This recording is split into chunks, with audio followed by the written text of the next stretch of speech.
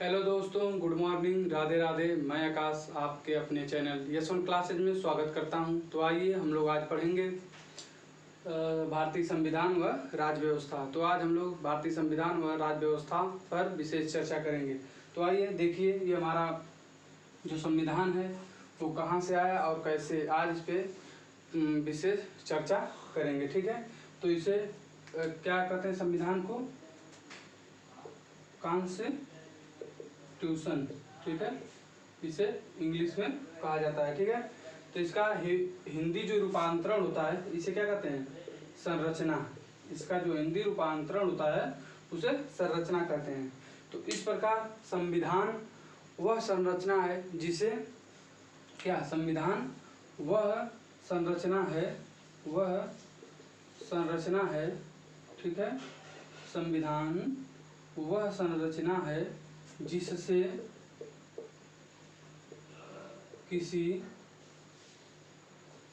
किसी देश का शासन प्रशासन चलता है, ठीक है, या चलाया जाता है या चलता है। ठीक है, किसी देश का शासन प्रशासन संचालित होता है या चलता है। ठीक है, तो भारतीय संविधान व राज्य व्यवस्था, भारतीय संविधान को कॉन्स्टिट्यूशन कहते हैं इंग्लिश में। और इसका शाब्दिक अर्थ क्या होता है, इसका शाब्दिक अर्थ संरचना होता है।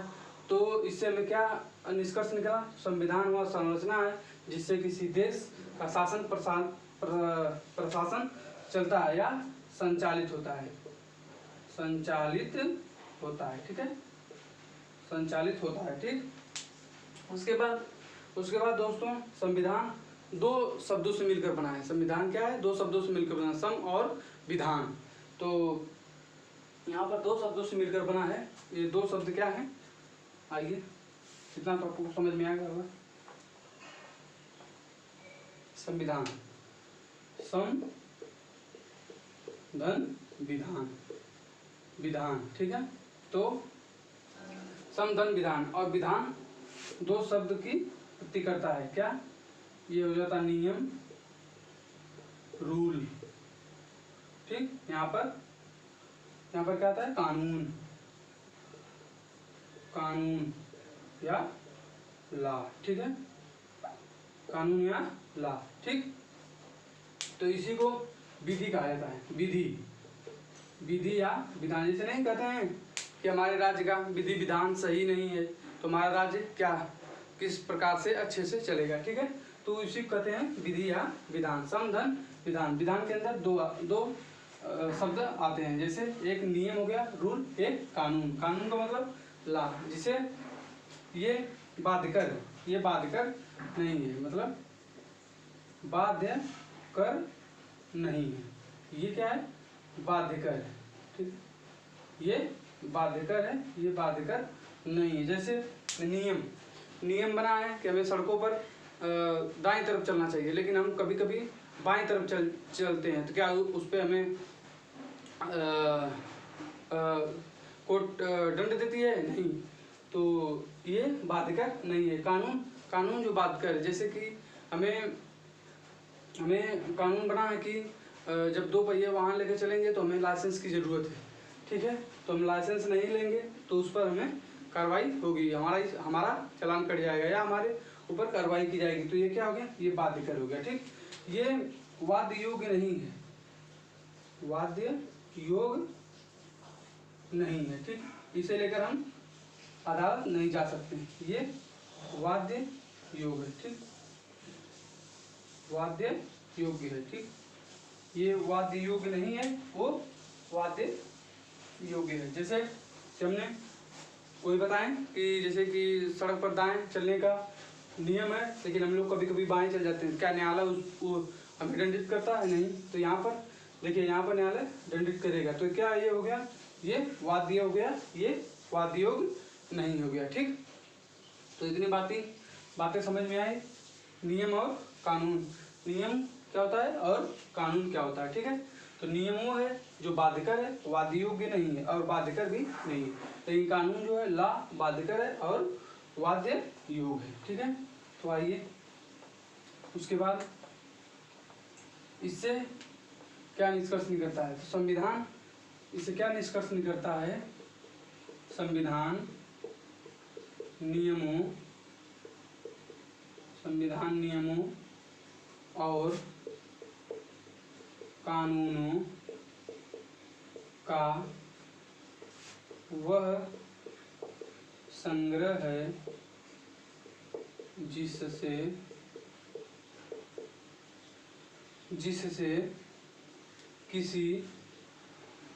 किसी देश का शासन प्रशासन संचालित होता है। ठीक है, इससे क्या हमें निष्कर्ष निकला? संविधान नियमों और कानूनों का वह संग्रह है जिससे किसी देश का शासन प्रशासन संचालित होता है। और ये क्या होता है? ये सबके लिए समान होता है, सबके लिए समान होता है। ठीक है, ये सबके लिए समान होता है। तो हमें यहाँ से क्या बातें समझ में आई? भारतीय संविधान को इंग्लिश में कॉन्स्टिट्यूशन कहते हैं और उसका शाब्दिक अर्थ क्या है? संरचना। संरचना जो है, संरचना में हम बताएं आपको कि संविधान वह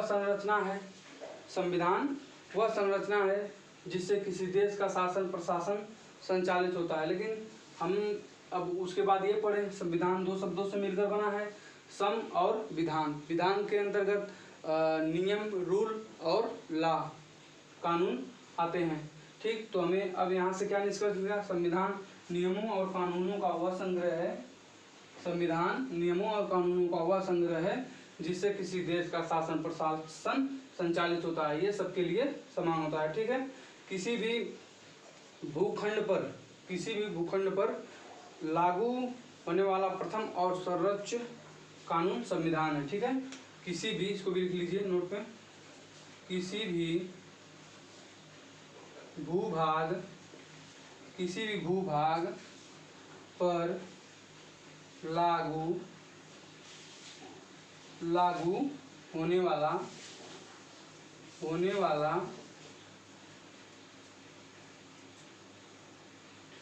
प्राथमिक व सर्वोच्च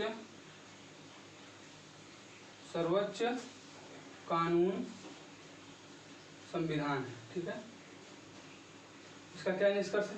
जैसे किसी भी भूभाग, जैसे भारत आज़ाद हुआ तो वहाँ पर सबसे पहला कानून क्या लागू हुआ था? सबसे पहला जो संविधान ही लागू हुआ था। ठीक है, तो वही बताया गया है, किसी भी भूभाग पर लागू होने वाला प्राथमिक और सर्वोच्च, मतलब इससे बड़ा हमारे देश में संविधान या किसी भी देश में संविधान से बड़ा कुछ नहीं होता है। तो वही बताया गया है, प्राथमिक मतलब सबसे पहले लागू भी होता है और सबसे बड़ा भी होता है, उसे क्या कहते हैं? संविधान। किसी भी भूभाग पर लागू होने वाला प्राथमिक और सर्वोच्च कानून संविधान है। ठीक है, संविधान है। ठीक, उसके बाद आइए आगे चलते हैं, इसे नोट कर लीजिए, आगे चलते हैं।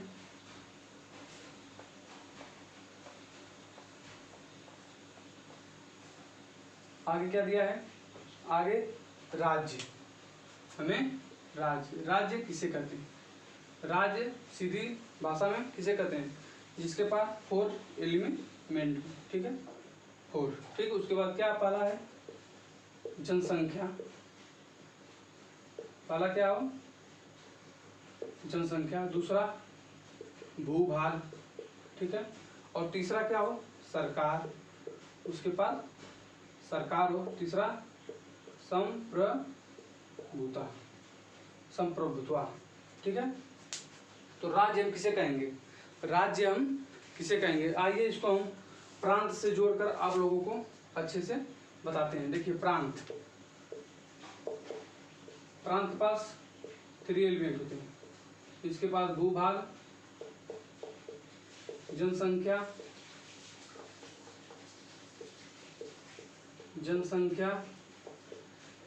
और सरकार। ठीक है, तो यहाँ पर राज्य का मतलब आप भारत समझिएगा, भारत। ठीक है, ठीक। यहाँ राज्य का मतलब क्या है, भारत। और राज्य के पास 4 एलिमेंट होने चाहिए, जैसे कि जनसंख्या, भूभाग, सरकार, संप्रभुता और प्रांत। प्रांत को आप यूपी, एमपी ये सब समझिएगा, ठीक है। ये बस समझाने के लिए आपको बता रहे हैं। देखिए राज्य के पास 4 एलिमेंट होते हैं, जैसे जनसंख्या, भूभाग, सरकार और संप्रभुता। और प्रांत के पास भूभाग, जनसंख्या, सरकार, ठीक है। तो आइए इस राज्य में सबसे अनिवार्य तो क्या है, अनिवार्य राज्य में अनिवार्य तत्व तो क्या है, संप्रभुता। संप्रभुता। तो आइए संप्रभुता को अच्छे से सरल करते हैं, ठीक है। संप्रभुता,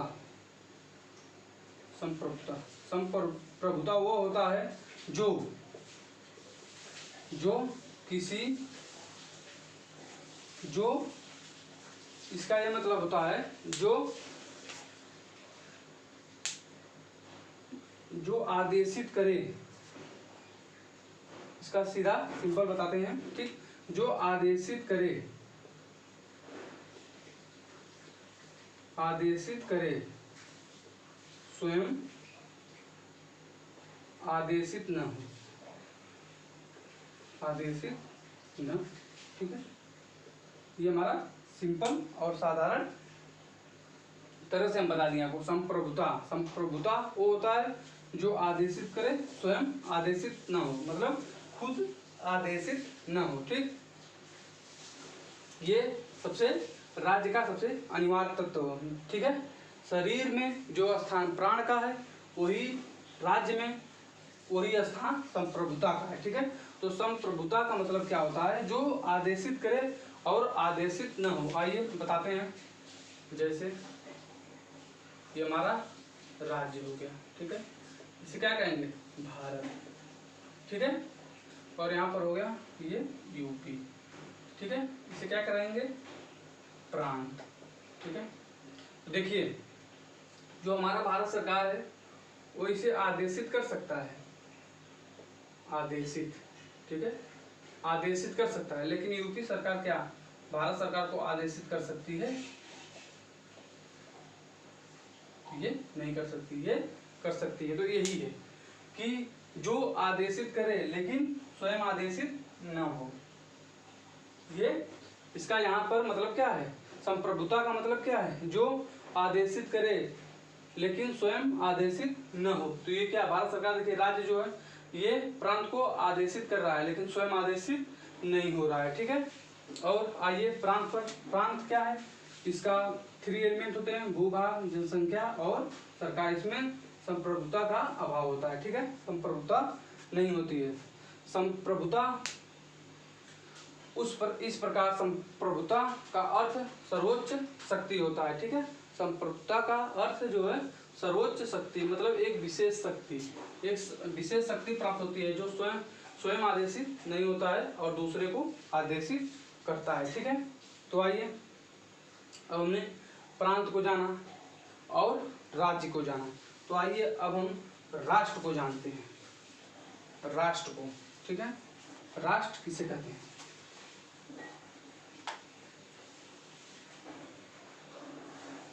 राज्य का सबसे अनिवार्य तत्व क्या है, संप्रभुता, ठीक है। संप्रभुता, प्रभुता जो कि स्वयं आदेशित न हो और दूसरे को आदेशित करे, ठीक है। तो आइए राष्ट्र,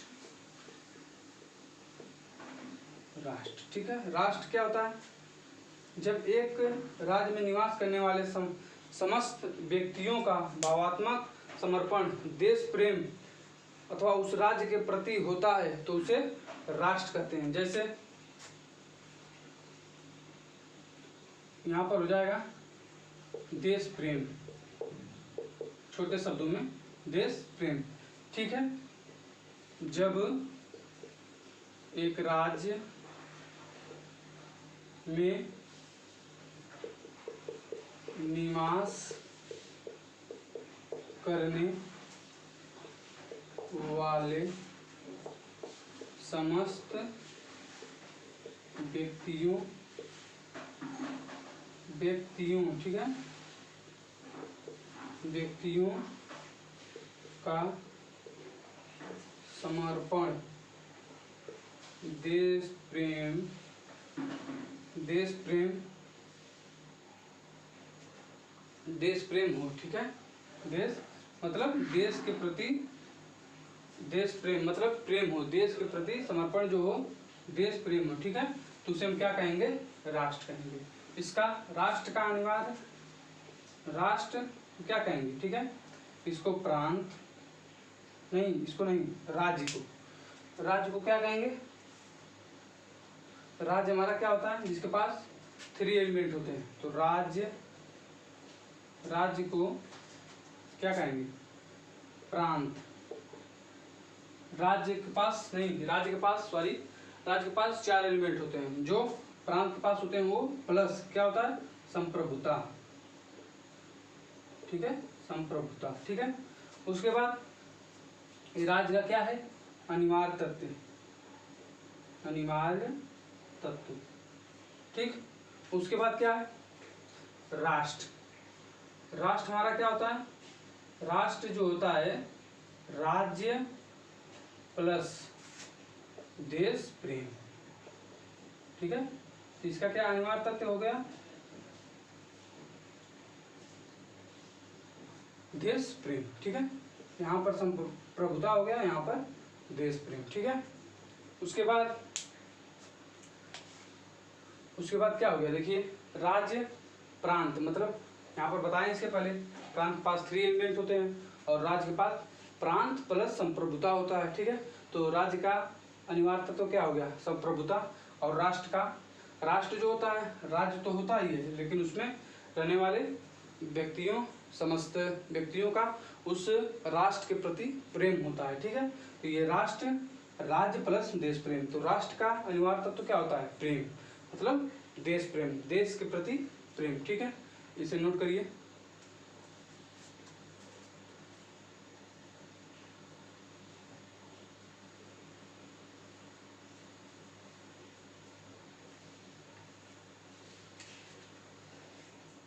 तो यहाँ पर हमें क्या निष्कर्ष निकला, यहाँ पर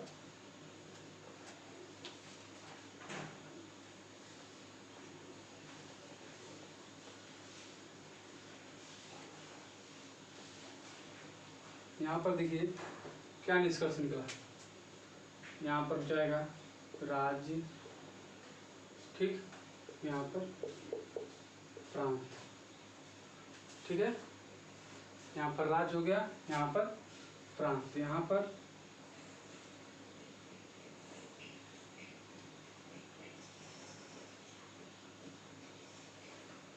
क्या हो जाएगा दोस्तों, देखिए, जब हम यूपी को प्रांत कहेंगे, ठीक है, तो हमारा भारत क्या हो जाएगा, राज्य, ठीक है। जब हम यूपी को प्रांत कहेंगे तो हमारा भारत क्या होगा, भारत क्या हो जाएगा, राज्य, ठीक है। और जब यूपी को हम राज्य कहेंगे, ठीक है, तो हमारा भारत क्या हो जाएगा, भारत क्या हो जाएगा, संघ राज्य, ठीक। तो इससे हमें राज्य और प्रांत से क्या निष्कर्ष निकला है, ठीक है। जब कभी यूपी को हम प्रांत कहेंगे तो हमारा भारत क्या हो जाएगा, राज्य हो जाएगा, ठीक है। और जब यूपी को हम राज्य कहेंगे तो हमारा जो भारत होगा वो राज्य संघ या संघ राज्य हो जाएगा, ठीक है।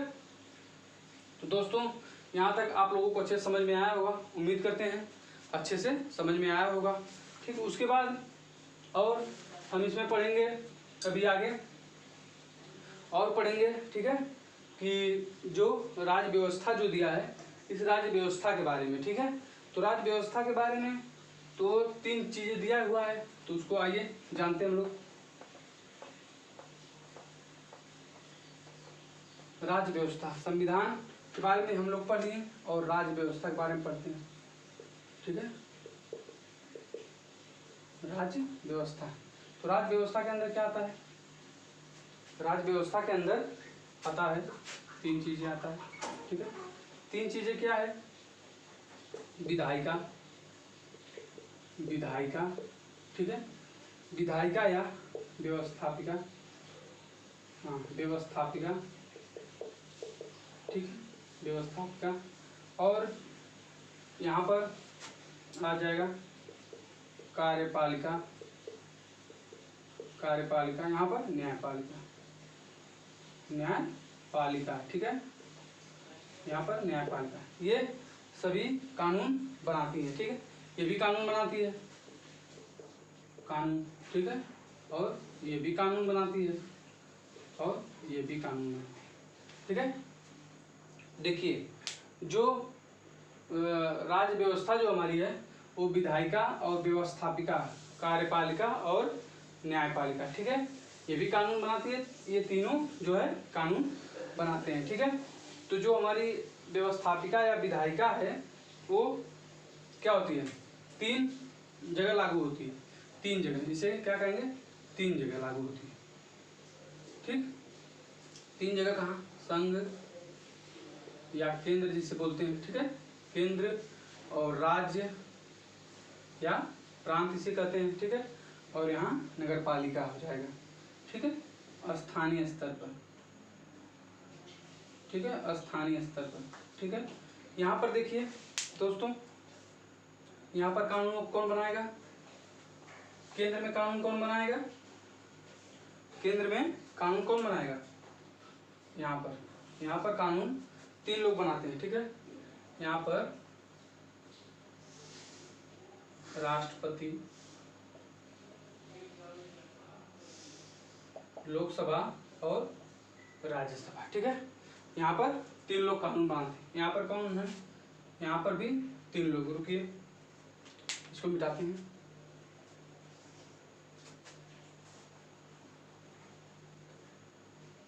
यहाँ पर तीन लोग कानून बनाते हैं। तीन लोग कौन कौन है, देखिए यहाँ पर राष्ट्रपति, यहाँ पर लोकसभा, यहाँ पर राज्यसभा। यहाँ पर कौन कौन तीन लोग बनाते हैं, यहाँ पर देखिए मुख्यमंत्री, ठीक है, मुख्यमंत्री, राज्यपाल, ठीक, मुख्यमंत्री, राज्यपाल, विधान परिषद, विधान परिषद, ठीक है, यहाँ पर विधान परिषद, ठीक है। यहाँ मुख्यमंत्री और स्थानीय स्तर पर कौन बनाता है, यहाँ पर भी तीन लोग बनाते हैं कानून, ठीक है। यहाँ पर कौन है, स्थानीय स्तर पर दो लोग बनाते हैं, यहाँ पर स्थानीय स्तर पर दो लोग बनाते हैं, यहाँ पर नगर पालिका, ठीक है, और यहाँ प्रधान, मतलब ग्राम सभा, ग्राम सभा, ठीक है। नगर पालिका और ग्राम सभा, ठीक, ग्राम सभा में, नगर पालिका में कौन, नगर पालिका अध्यक्ष,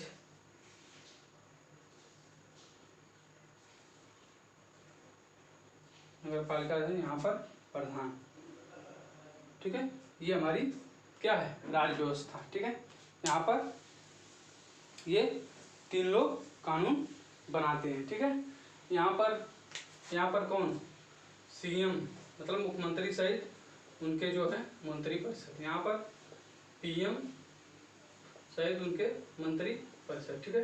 यहाँ पर नगर पालिका अध्यक्ष, ठीक है, उनके सहित ये उनके वार्ड मेंबर, ठीक है। यहाँ पर क्या हो गया, प्रधान, प्रधान सहित उनके जो छोटे छोटे कर्मचारी, ठीक है, ये लोग कानून बनाते हैं, ठीक है। तो हमारी राज्य व्यवस्था क्या हुई, राज्य व्यवस्था तीन प्रकार की होती है, विधायिका या व्यवस्थापिका, कार्यपालिका, न्यायपालिका, ठीक है।